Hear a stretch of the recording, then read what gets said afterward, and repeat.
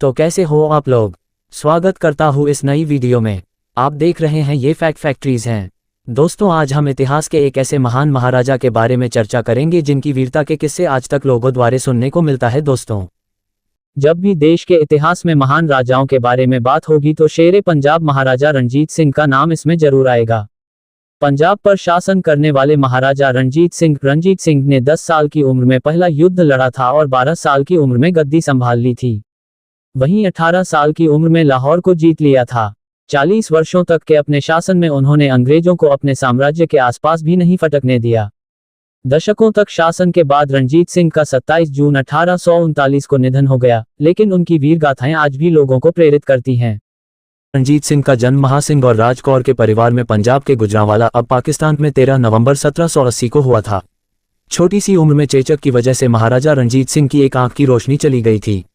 जब वे 12 साल के थे तभी उनके पिता चल बसे और राजपाट का सारा बोझ उन्हीं के कंधों पर आ गया। उस समय पंजाब प्रशासनिक तौर पर टुकड़े टुकड़े में बंटा था। इनको मिस्ल कहा जाता था और इन मिस्ल पर सिख सरदारों की हुकूमत चलती थी। रणजीत सिंह के पिता महासिंह सुकरचकिया मिस्ल के कमांडर थे, जिसका मुख्यालय गुजरांवाला में था। महाराजा रणजीत सिंह ने अन्य मिस्लों के सरदारों को हराकर अपने सैन्य अभियान की शुरुआत की। 7 जुलाई 1799 को उन्होंने पहली जीत हासिल की।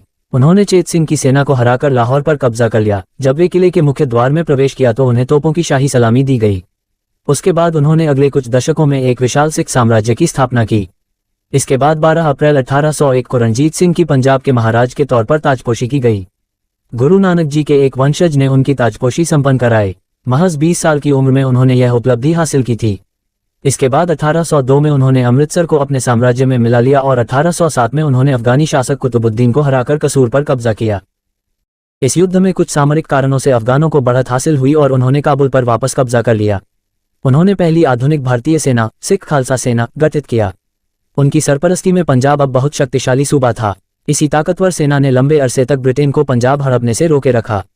एक ऐसा मौका भी आया जब पंजाब ही एकमात्र ऐसा सूबा था जिस पर अंग्रेजों का कब्जा नहीं था।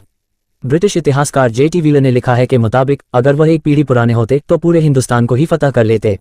महाराजा रणजीत खुद अनपढ़ थे, लेकिन उन्होंने अपने राज्य में शिक्षा और कला को बहुत प्रोत्साहन दिया। उन्होंने पंजाब में कानून एवं व्यवस्था कायम की और कभी भी किसी को मृत्यु नहीं दिया। उनका सूबा धर्मनिरपेक्ष था। उन्होंने हिंदुओं और सिखों से वसूले जाने वाले जजिया पर भी रोक लगाए।